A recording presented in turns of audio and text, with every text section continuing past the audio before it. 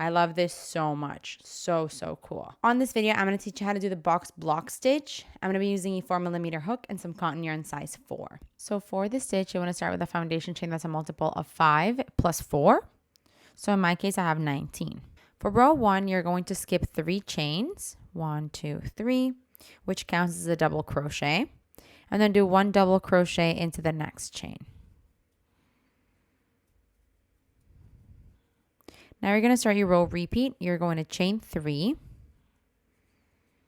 skip 3, and into the next 2 stitches, you're going to do 1 double crochet each. So we're skipping 1, 2, 3, and into the next 2, you're going to do 1 double crochet each.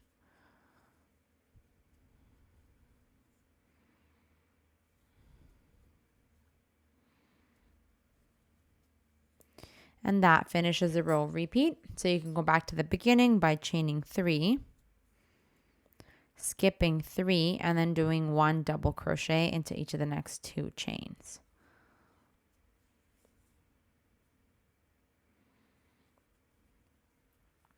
So you can repeat that for however many times you need, and I'll see you at the end of the row. At the end of the row, you're going to be left with 5 chains. So you're skipping 3 of them and doing your final 2 double crochets into the last 2 chains of the foundation chain. So that was my second to last and my very last one.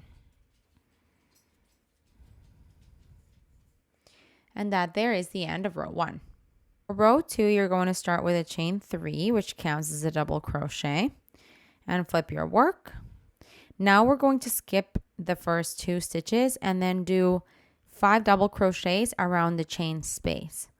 So we're going around the chain space and into that gap there doing 5 double crochets all into the same spot. So that's 2, 3, 4, and 5. And that is exactly what you're going to do until the end of the repeat. So, until the end of the row. You're going to skip 2 and then do 5 double crochets into the chain spaces. And so you do this until you get to the end of the row, and I will see you when you're there. So I just did my last 5 double crochets into the chain spaces. And to finish this row, you're going to do 1 double crochet into the top of the turning chain. So you're finishing row 2 here with 1 double crochet on top of the turning chain. And this here is the end of row 2.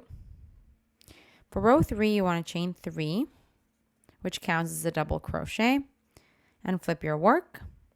Now you're going to skip the first stitch, and into the next one, do a double crochet. Now you want to start your row repeat. You're going to chain 3, skip 3 double crochets. So 1, 2, 3. And into the next one, do a double crochet.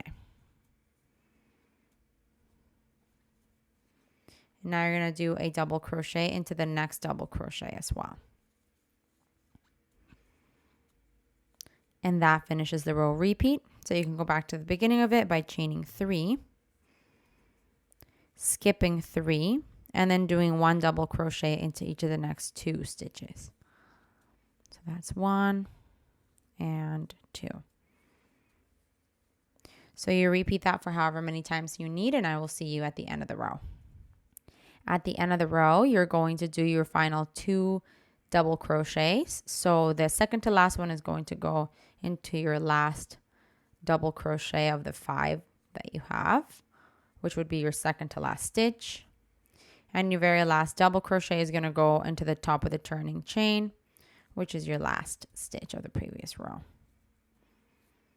And so that there is the end of row 3. Moving forward, you just want to repeat rows 2 and 3 back and forth until you have the desired length of your work or a finished swatch. This is honestly so gorgeous. Very structured, and it creates those little arches and boxes with like bridges in between. So pretty. I really want to make a wearable with this. So maybe summer vest, something like that. Hey, while you're at it, why don't you just subscribe to my channel? Just do it. Just do it.